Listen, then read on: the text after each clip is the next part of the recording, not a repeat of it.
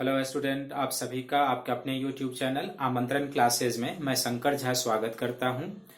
इस सेशन में हम लोग पीटी एक्सप्रेस के तहत मराठों के द्वारा अपने समकालीन भारतीय शक्तियों के द्वारा जो संधि किए गए थे और साथ ही जो विदेशी शक्तियां जिसमें खासकर अंग्रेज शामिल हो जाएंगे उनके साथ जो संधि समझौते किए गए थे उस पर हम लोग एक संक्षिप्त चर्चा करेंगे, जो आने वाले 2022 के यूपीएससी प्रीलिम्स और अन्य जो राज्य लोक सेवा आयोग के प्रारंभिक परीक्षा होने उसको ध्यान में रखकर मैंने ये सेशन का आयोजन किया है। तो इस सेशन की शुरुआत करने से पहले अगर आपने अपने YouTube चैनल को सब्सक्राइब नहीं किया है तो चैनल को जरूर सब्सक्राइब कर ले और साथ ही अपने ग्रुप में शेयर करें, अपने सोशल मीडिया पर शेयर करें ताकि अधिक से अधिक लोगों तक परीक्षा उपयोगी मटेरियल पहुंच सके। तो आइए इस सेशन की शुरुआत हम लोग करते हैं। तो इस सेशन पर बेहतर समझ विकसित करने के लिए हमने क्या किया है कि मराठों के साथ या मराठों ने जो संधियां की थी अपने समकालीन शक्तियों के साथ उसको 4 सेगमेंट में हमने बांट दिया है। इसमें पहला है मराठों के द्वारा जो मुगल के साथ संधि की गई थी वो है। दूसरा सेगमेंट है मराठों के जो अपने ही आपसी समझौते थे वो है।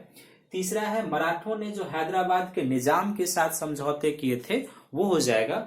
और चौथा है मराठों ने आंग्ल मराठा संघर्ष के दौरान जो अंग्रेजों के साथ समझौते किए थे वो इसमें शामिल है। तो आइए सबसे पहले मुगलों के साथ जो मराठों के संधि हुए थे उस पर हम लोग चर्चा कर लेते हैं। तो मुगलों के साथ मराठों की जो प्रथम संधि है वो कौन सी है? पुरंदर की संधि है जो 1665 में हुआ था। इस समय मुगल शासक कौन थे? औरंगजेब थे और मराठे प्रतिनिधि के रूप में छत्रपति शिवाजी थे। तो शिवाजी और औरंगजेब के प्रतिनिधि जयसिंह के मध्य यह संधि हुई थी। इस संधि में कई सारे प्रावधान थे लेकिन जिसमें एक प्रावधान यह था कि इस संधि के तहत जयसिंह को शिवाजी ने आश्वासन दिया था कि वो दिल्ली आएंगे, आए भी थे, लेकिन औरंगजेब ने उनके साथ एक शासक की तरह नहीं बल्कि एक मनसबदार की भांति व्यवहार किया था, जिससे शिवाजी असंतुष्ट थे और फिर वो किसी तरीके से उनके कैद से फरार होकर बाहर निकल गए और उसके बाद फिर से उन्होंने मुगलों के विरुद्ध संघर्ष की शुरुआत कर दी थी। दूसरा जो संधि है 1717 का मराठा मुगल संधि है। तो ये जो मराठा मुगल संधि है बेसिकली क्या कि इस समय मराठा पेशवा बालाजी विश्वनाथ है और मुगल शासक फर्रुखसियर है। और फर्रुखसियर के समय में सैयद बंधु, तो मूल रूप से ये संधि जो है सैयद बंधु और मराठा पेशवा बालाजी विश्वनाथ के बीच हुआ था, क्योंकि इस समय क्या था मुगल दरबार में सैयद बंधुओं के विरुद्ध एक तो फर्रुखसियर भी नाराज चल रहे थे शासक और कई विरोधी दल सक्रिय हो रहे थे, जिसमें एक ईरानी दल था, दूसरा तुरानी दल था और तीसरा अफगानी दल था। तो अपने कमजोर होते हुए स्थिति को मजबूत करने के लिए मराठों के साथ सैयद बंधु ने यह संधि की थी, जिसमें क्या था कि साहू को उसका स्वराज का प्रदेश दे दिया गया था, दक्कन के 6 प्रांतों से चौथ और सरदेशमुखी वसूल करने का अधिकार दे दिया गया था और कई सारे इसमें प्रावधान थे, जिसमें एक प्रावधान यह भी था कि बदले में मराठे जो है समय आने पर 15,000 घुड़सवार की सेना जो है वो सैयद बंधु को सहायता के रूप में देंगे। इस संधि का बहुत बड़ा महत्व है, इसीलिए सर रिचर्ड टेम्पल ने इसे मराठा साम्राज्य का मैग्ना कार्टा भी कहा है। महत्व इसका यह है क्योंकि इसके बाद मराठों का मुगल दरबार में हस्तक्षेप बढ़ने लगा, उत्तर भारत में उनका हस्तक्षेप बढ़ा, दिल्ली और पश्चिमोत्तर प्रांत की ओर, और आने वाले समय में ये धीरे धीरे इन्हें पानीपत के तृतीय युद्ध की ओर ले जाएगा। इसलिए इस संधि का एक व्यापक महत्व माना जाता है।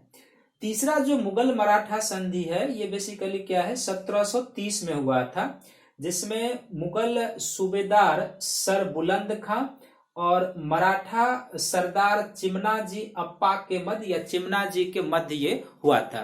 बेसिकली इस समझौते के तहत क्या हुआ था कि गुजरात का जो इस समय का एरिया था, तो गुजरात का उस समय जो मुगल सूबेदार था सर बुलंद खां था, उसको पराजित किया जाता है चिमन जी के द्वारा और फिर एक संधि होती है दोनों के बीच 1730 में, जिसके तहत गुजरात में मराठों को चौथ और सरदेशमुखी वसूल करने का अधिकार प्राप्त हो गया था। तो ये जो 3 संधियां थी मुगलों के साथ मराठों के हुए थे। इसके बाद मराठों के जो आपसी संधि है उसमें एक संधि है वारणा की संधि है जो 1731 में हुई थी। तो ये जो वारणा की संधि है जो 1731 में हुई थी, बेसिकली ये किसके बीच हुआ था? ये इस समय हुआ था कि इस समय ये जो मराठा पेशवा थे बाजीराव प्रथम और कोल्हापुर का जो क्षेत्र था उस कोल्हापुर के जो प्रतिनिधि थे शंभूजी द्वितीय थे या शंभूजी के नाम से वो जाने जाते थे। शंभूजी और बाजीराव प्रथम के बीच ये संधि हुई थी जिसके तहत यह तय हो चुका था कि शंभूजी हैदराबाद के निजाम का सहयोग नहीं करेंगे। दूसरा इसमें यह भी था कि अब शंभूजी ने यह मान लिया कि जो शाहू वास्तविक मराठा छत्रपति हैं, उन्होंने इसको स्वीकार कर लिया। हालांकि कोल्हापुर का राज्य भी इस संधि के तहत बना रहा था। दूसरी जो संधि मराठों के आपसी है वो कौन सा है? उसको हम लोग कहते हैं संगोला की संधि है जो 1750 में हुआ था। तो ये जो संगोला की संधि है 1750 में हुआ था। तो 1750 में मराठा पेशवा कौन है? तो बाजीराव प्रथम के बाद बालाजी बाजीराव मराठा पेशवा बनते, तो उनके बीच, और इस समय छत्रपति के रूप में राजा राम द्वितीय हैं। तो एक तरीके से ये राजा राम द्वितीय और जो है सो बालाजी किनके बीच? तो बालाजी बाजीराव के बीच हुआ। इसके तहत यह हुआ था कि जो छत्रपति है वह बेसिकली क्या था, तो अब महलों के महापौर के रूप में सिमट कर रह गए थे और मराठा शक्ति के रूप में प्रमुख स्थान अब पेशवा ने प्राप्त कर लिया था। और साथ ही साथ क्या हुआ कि अब मराठा प्रशासन का जो केंद्र बिंदु था पहले सतारा था, वह सतारा से शिफ्ट होकर कहाँ चला गया? पुणे चला गया। तो इसलिए हम लोग पुणे के पेशवा के रूप में जानते हैं। तो ये अपने ही कुल में हुए थे इनके, और इससे क्या हुआ था कि छत्रपति महलों के महापौर तक संवैधानिक प्रमुख के रूप में रह गए थे। वास्तविक मराठा साम्राज्य का जो प्रमुख है वो पेशवा हो चुका था और मराठा प्रशासन का केंद्र बिंदु सतारा हालांकि बना रहा, लेकिन सतारा से पूना शिफ्ट हो गया था। तो ये इस संधि में प्रावधान था।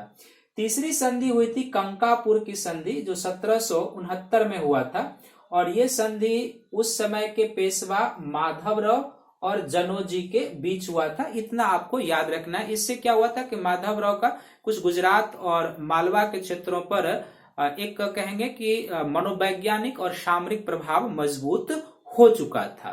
तो ये जो तीन संधियां हैं मराठों के अपने बीच की संधियां हैं। इसके बाद मराठों की जो संधियां हैं वो किनके साथ संधि है? तो निजाम के साथ है। और ये निजाम कौन है? तो जो हैदराबाद राज्य स्थापित हुआ था, जो उत्तर मुगल में हम लोगों ने आपको बताया भी था मैंने, वो संधि है। तो निजाम के साथ जो पहली संधि है वो कौन सी है? 1728 में हुई संधि है जिसको हम लोग मुंगी शिवगांव की संधि कहते हैं। इससे पहले जो है सो निजाम के बीच और 1728 है, तो इस समय मराठा पेशवा कौन होंगे? बाजीराव प्रथम। बाजीराव प्रथम और निजाम जो निजामुल मुल्क उर्फ चिनक्लेज खां असफ जहा है उसके बीच युद्ध हुआ था। युद्ध में निजाम की पराजय हुई थी और पराजय के बाद जो है उसको मुंगी शिवगांव की संधि करने के लिए मजबूर होना पड़ा था। इस संधि में यह तय किया गया था कि निजाम क्या करता था कि कोल्हापुर के जो शंभूजी थे उसको सपोर्ट करते थे पेशवा के अगेंस्ट। तो अब इसमें निजाम ने यह स्वीकार किया तो वो कोल्हापुर के शंभूजी को समर्थन नहीं देगा। निजाम ने यह भी स्वीकार किया कि वो दक्कन के कुछ प्रांतों में चौथ और सरदेशमुखी वसूल करने का मराठों को अधिकार देगा, और एक तरीके से मराठों का दक्कन के प्रदेशों तक प्रभाव बढ़ना इस संधि से शुरू हो चुका था। दूसरी एक संधि हुई थी जो भाल्की की संधि कहलाती है। ये कब हुई थी? तो 1752 में हुआ था, और इस समय हैदराबाद के निजाम के रूप में निजामुल मुल्क नहीं है, उनके उत्तराधिकारी हैं। तो लेकिन ये याद रखेंगे कि निजाम के बीच और इस समय मराठा पेशवा कौन हो जाएगा? तो बालाजी बाजीराव के बीच हुआ था। इससे पहले भी दोनों के बीच युद्ध हुआ था। युद्ध में फिर से एक बार निजाम को पराजय मिली थी और निजाम ने लगभग बरार का कुछ प्रदेश देकर जो है मराठों के साथ संधि समझौता कर लिया था। और तीसरी जो संधियां हुई थी वो कब हुई थी? 1763 में हुई थी, जिसको हम लोग क्या कहते हैं? राक्षस भुवन की संधि कहते हैं। तो ये जो राक्षस भुवन की संधि हुई थी, इस समय मराठा पेशवा कौन हो जाएंगे? 1763 का समय है।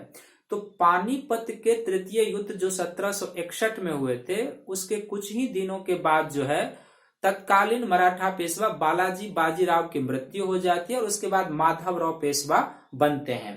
तो पेशवा माधवराव और फिर जो उस काल के निजाम थे उनके बीच ये राक्षस भुवन की संधि हुई थी। हालांकि एक संधि और हुई है निजाम के साथ मराठों का, जो संधि हुआ था एक तरीके से 1737 में ये संधि हुआ था और इस संधि को हम लोग भोपाल की संधि के नाम से जानते हैं, भोपाल की संधि कहते हैं। एक्चुअली इस समय क्या था कि दिल्ली की राजनीति में मराठों का हस्तक्षेप बढ़ रहा था और उनको अवसर भी मिला था कि उन्होंने आक्रमण किया था बाजीराव प्रथम ने, और जो उस समय के जो शासक हो जाएंगे वो दिल्ली छोड़ने ही वाले थे मराठों के आक्रमण के भय से। लेकिन इस समय निजाम चूंकि पहले भी पराजित हो चुका था तो उसका बदला लेने के लिए उसने क्या किया, मराठों से एक संघर्ष किया, वहां उसकी पराजय होती है और 1737 में निजाम को एक भोपाल की संधि करनी पड़ती है। ये भी आपको ध्यान में रखना है।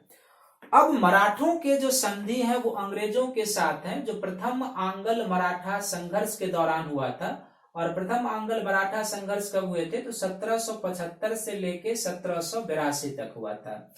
इस संघर्ष में अंग्रेजों के साथ 4 संधियां हुई थी, जिसमें सबसे पहली संधि है 1775 की सूरत की संधि, दूसरी संधि है 1776 में पुरंदर की संधि, तीसरी संधि है 1779 में बरगांव की संधि और चौथी है 1782 में सलाबाई की संधि है। बेसिकली इस समय क्या हुआ था कि ये जो प्रथम आंग्ल मराठा युद्ध में पहला संधि हुआ था सूरत की संधि 1775 में, ये बेसिकली किया था रघुनाथ राव या राघोबा और अंग्रेजों के बीच हुआ था। बेसिकली 1773 में पेशवा माधवराव की मृत्यु होती है और माधवराव के बाद पेशवा बनते हैं नारायण राव। लेकिन एक षड्यंत्र के तहत नारायण राव की हत्या कर दी जाती है और तब तक क्या होता है कि माधव राव की जो विधवा पत्नी है वो पुत्र को जन्म देते हैं जो माधव नारायण राव के नाम से जाने जाते हैं। तो माधव नारायण राव गद्दी का वास्तविक अधिकारी बन गया नारायण राव के बाद।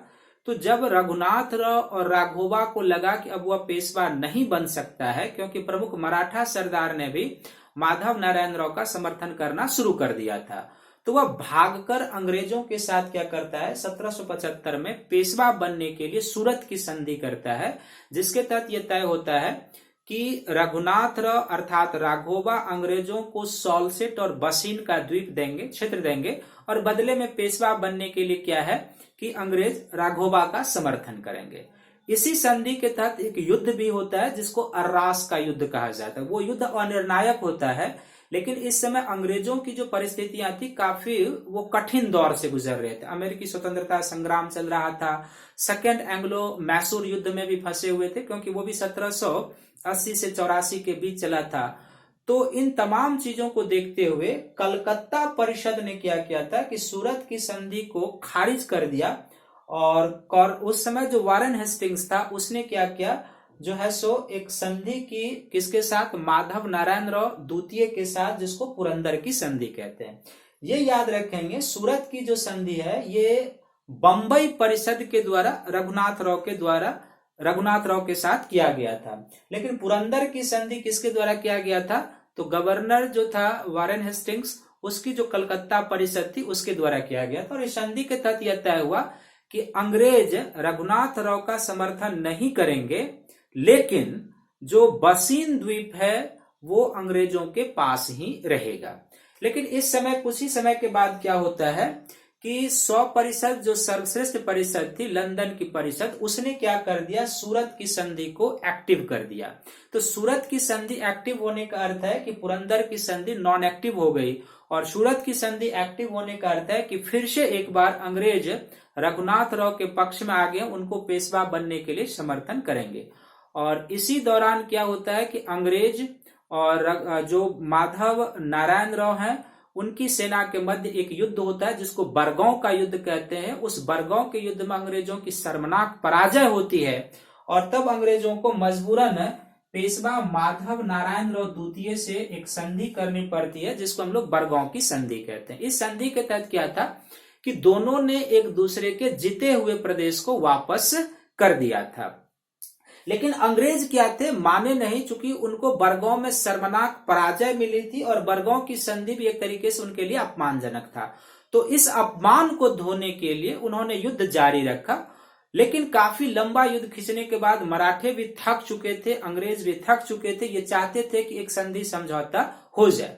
तो सिंधिया की मध्यस्थता में जो है क्या हुआ, एक संधि हुई जिसको हम लोग सलाबाई की संधि कहते हैं 1782 में। और ये संधि फिर किसके किसके बीच है, तो माधव नारायण राव द्वितीय और अंग्रेजों के बीच हुआ। और इस संधि के तहत यह तय हुआ कि अंग्रेज रघुनाथ राव का पेशवा बनने के लिए समर्थन नहीं करेंगे। दूसरा, अंग्रेजों ने इसमें यह भी स्वीकार किया कि उन्होंने माधव नारायण राव द्वितीय को पेशवा मान लिया, लेकिन जो बसीन और सॉल्सेट का क्षेत्र था वो अंग्रेजों के पास रहा। यह एक संधि समझौता हो गया था। तो ये 4 संधियां जो है वो कब हुई थी, प्रथम आंग्ल मराठा संघर्ष के दौरान हुआ था। अब जो अंग्रेजों और मराठों के बीच अगली संधि होती है वो कब होती है, तो द्वितीय आंग्ल मराठा युद्ध के दौरान। तो द्वितीय आंग्ल मराठा युद्ध जो है वो कब होता है, तो लॉर्ड वेलेस्ली के समय होता है। बेसिकली 1803 से लेके 1805 के बीच जो है ये युद्ध होता है। इस युद्ध के दौरान भी क्या है ना, 4 संधियां होती है। एक बसीन की संधि होती है जो 31 दिसंबर 1802 को हुआ था। दूसरी संधि देवगांव की संधि होती है जो 17 दिसंबर 1803 को। तीसरी सुरजी अर्जुन गांव की जो 30 दिसंबर 1803 को। और अंतिम संधि इसमें राजपुर घाट की संधि होती है जो 1805 को। बेसिकली जो बसीन की संधि है इसमें ये उस समय के पेशवा बाजीराव द्वितीय के द्वारा किया गया था अंग्रेजों के साथ। एक्चुअली इस समय क्या हुआ था कि पूना में सिंधिया और होलकर दोनों अपना दबदबा चाहते थे। और इसमें क्या हुआ था कि तत्काल सिंधिया को सफलता मिल गई थी, लेकिन बाद में होलकर क्या करते, एक विशाल सेना लेकर पहुंचता है और जो सिंधिया और पेशवा दोनों की सम्मिलित सेना को पराजित करता है और पूना पर अधिकार कर लेता है। जब पूना पर होलकर के द्वारा अधिकार कर लिया जाता है तो जो पेशवा बाजीराव द्वितीय है वो भागकर अंग्रेजों से सहायता प्राप्त करने के लिए बसीन की सहायक संधि कर पाता है। तो ये जो बसीन की संधि है ये एक प्रकार से सहायक संधि है जो अंग्रेजों के साथ पेशवा बाजीराव द्वितीय के द्वारा की गई थी। और बसीन की जो सहायक संधि थी इसने एक तरीके से मराठा संप्रभुता को गिरवी रख दिया था। और जाहिर सी बात है कि चूंकि पेशवा मराठा कॉन्फेडरेसी का सबसे बड़ा होता था, एक तरीके से वह गृहपति था। तो जब गृहपति ने ही इस संधि को कर लिया था तो अन्य मराठे की भी जो संप्रभुता थी वो एक तरीके से गिरवी हो गई थी। तो अब जो अन्य मराठा कॉन्फेडरेसी के प्रमुख थे उन्होंने भी अंग्रेजों के साथ युद्ध शुरू किया। लेकिन सबसे कमी जो मराठों की थी इसमें कि कभी ये लोग सामूहिक रूप से नहीं लड़े। जब सिंधिया लड़ रहे हैं तो होलकर देख रहे हैं, जब होलकर लड़ रहे हैं तो सिंधिया देख रहे हैं। इस तरीके से एक एक करके लड़े और एक एक करके सबको अंग्रेजों ने पराजित कर दिया। तो सबसे पहली संधि जो होती है इसमें देवगांव की संधि जो है 17 दिसंबर 1803 को जो हुई थी ये बरार के भौसले के साथ हुई थी। और बरार के भौसले को इस संधि के तहत कई सामरिक और आर्थिक महत्व के क्षेत्र अंग्रेजों को देने पड़े थे और वो युद्ध से अलग हो गया। अगली संधि जो है सुरजी अर्जुन गांव की संधि 30 दिसंबर 1803 को हुई थी। ये ग्वालियर के सिंधिया के साथ हुआ था। और सिंधिया ने भी नर्मदा और ताप्ती सब के आसपास का एक बहुत बड़ा क्षेत्र अंग्रेजों को दिया था जो सामरिक और आर्थिक दृष्टिकोण से काफी महत्व का था और वो भी इस युद्ध से अलग हुआ। अंतिम संधि राजपुर घाट की संधि 1803 में होलकर के साथ हुई और होलकर को भी सामरिक और आर्थिक महत्व के क्षेत्र देने पड़े और तब जाकर ये युद्ध जो है अंत हुआ था। तो इस संधि में, इस युद्ध के दौरान जो द्वितीय आंग्ल मराठा युद्ध है इसमें 4 संधियां हुई थी। क्रम में भी आपसे पूछा जा सकता है तो इसको क्रम में याद रखना है कि बसीन की संधि है, देवगांव की संधि है, सुरजी अर्जुन गांव की संधि है और राजपुर घाट की संधि है। एक क्रम में हुआ। दूसरा ये प्रश्न पूछा जाता है इसमें कौन सी संधि किसके साथ हुई थी, तो बसीन की सहायक संधि पेशवा बाजीराव द्वितीय के साथ, देवगांव की संधि बरार के भोंसले के साथ, सुरजी अर्जुन गांव की संधि ग्वालियर के सिंधिया के साथ और राजपुर घाट की संधि इंदौर के होलकर के साथ की गई थी।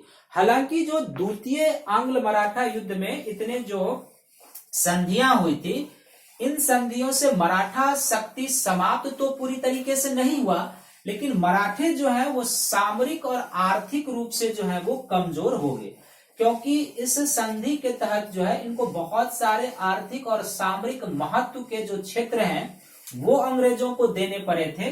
और साथ ही साथ क्या हुआ था कि इनका अन्य जो छोटे छोटे रियासतों के ऊपर प्रभाव था, खासकर राजपूताना के क्षेत्र सब में, उन सब पर से इनको अपना प्रभाव हटाना पड़ा था। तो इसलिए जो ये संधियां हुई थी सेकेंड एंग्लो मराठा वॉर के दौरान, इसने मराठों को आर्थिक और सामरिक रूप से निसंदेह कमजोर कर दिया था। अब जो तीसरी संधि का दौर होगा वो कब होगा, तो वो हुआ था तृतीय आंग्ल मराठा युद्ध के दौरान। तृतीय आंग्ल मराठा युद्ध कब हुआ था, तो तृतीय आंग्ल मराठा युद्ध के दौरान। और ये जो तृतीय आंग्ल मराठा युद्ध हुआ था ये कब से कब तक हुआ था, तो ये लॉर्ड हेस्टिंग्स के समय में 1816 से लेके 1818 तक आप मान सकते हो, कहीं कहीं 17 भी लिखा हुआ है। और इस समय गवर्नर कौन है, तो लॉर्ड हेस्टिंग्स के समय ये हुए थे। लॉर्ड हेस्टिंग्स के समय जो भारत में अंग्रेजों को सर्वश्रेष्ठ बनाना चाहता था। तो इसमें 3 प्रमुख संधियां हुई थी इसमें, और जो 3 प्रमुख संधियां हुई थी इसमें एक है जिसको हम लोग कहते हैं पूना की संधि, कहते हैं पूना की संधि, पूना की संधि। दूसरी जो इसमें संधि है उसको ये जो पूना की दूसरी जो इसमें संधि है इसको हम लोग कहते हैं ग्वालियर की संधि, कहते हैं ग्वालियर की संधि, ग्वालियर की संधि। और जाहिर सी बात है जो ग्वालियर की संधि होगी ये किसके साथ होगी, और तीसरी जो इसमें संधि हुई है वो संधि है जिसको हम लोग कहते हैं मंदसौर की संधि, कहते हैं मंदसौर की संधि। तीसरी इसमें जो संधि हुई है मंदसौर की संधि हुई है। ये जो मंदसौर की संधि है, ग्वालियर की संधि है, ये किसके साथ हुआ है, तो ग्वालियर की जो संधि है ये सिंधिया के साथ अंग्रेजों ने किया था। जो पूना की संधि है ये पेशवा के साथ अंग्रेजों ने किया था, पेशवा के साथ। और जो मंदसौर की संधि है ये बेसिकली किसके साथ हुआ था, तो होलकर के साथ अंग्रेजों ने किए थे, होलकर के साथ। इसमें जो पूना की संधि है जो पेशवा के साथ अंग्रेजों ने किए थे, ये संधि कब हुआ था, तो 13 जून 1817 को ये संधि हुआ था। 13 जून 1817 को हुआ था। सिंधिया के साथ जो ग्वालियर की संधि हुई थी ये संधि हुई थी 5 नवंबर 1817 को। कब हुआ था, तो 5 नवंबर 1817 को ये संधि हुई थी। और होलकर के साथ जो ये संधि हुई थी मंदसौर की संधि, ये 6 जून 1818 को ये संधि हुई थी, होलकर के साथ हुई थी। तो सबसे पहले इस समय जो पेशवा थे वो पेशवा कौन थे, बाजीराव द्वितीय थे। सभी को पता होगा बाजीराव द्वितीय। एक्चुअली क्या होता है कि इस समय सभी मराठा शक्तियों के साथ अंग्रेजों के युद्ध होते हैं, और इस युद्ध के दौरान क्या होता है, फिर से मराठों की वो जो आपसी कमजोरी थी वो उभर कर सामने आती है कि सामूहिक रूप से कभी लड़े नहीं, एक एक करके पराजित होते थे। सबसे पहले पूना की संधि पेशवा के द्वारा की जाती है, और इस संधि के तहत क्या होता है कि पेशवाई का पद समाप्त कर दिया जाता है, और मराठा साम्राज्य के बहुत बड़े भाग पर अंग्रेजों ने अधिकार कर लिया। पेशवा बाजीराव द्वितीय को जो है सो पेंशन देकर कानपुर के निकट बिठूर भेज दिया जाता है, और एक छोटा सा सतारा का राज्य बनाया जाता है मराठों के अहम को संतुष्ट रखने के लिए, और उस पर शिवाजी के वंशज को बैठाकर उन पर सहायक संधि लाद दी जाती है।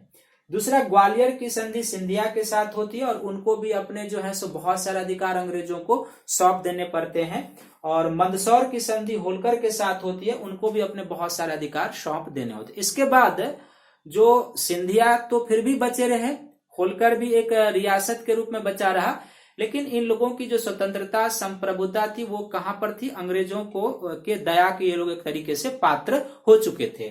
और जो सतारा का राज्य था वो एक छोटा सा रियासत है, जैसे मैंने पहले ही कहा कि मराठों के संप्रभुता जो थी या उनका जो अहम था उसको बनाए रखने के लिए बेशकर ये राज्य बनाए रखा गया था। और जब आप देखेंगे आगे चलकर ये जो है सो नाना साहब सबका जिक्र होगा 1857 के विद्रोह में, कहीं न कहीं यहाँ से लिंक होगा, तो वो मैं आपको बताऊंगा। तो इस तरीके से मराठों के द्वारा जो अपने समकालीन भारतीय और विदेशी शक्तियों के साथ जो संधि समझौते किए गए थे, इसका एक संक्षिप्त विवरण मैंने आपके सामने रखा है। उम्मीद करता हूं कि आपको पसंद आया होगा। तो आप इस वीडियो को जरूर लाइक कीजिएगा, शेयर कीजिएगा, सब्सक्राइब कीजिएगा, साथ ही कमेंट में जरूर लिखिएगा कि आपको ये कैसा लगा और इस तरीके का सीरीज और लेकर मैं आऊं, इस पर आप जो है सो हाँ या ना में प्रतिक्रिया जरूर व्यक्त कीजिएगा। तो सभी को थैंक यू है, धन्यवाद है, शुक्रिया है।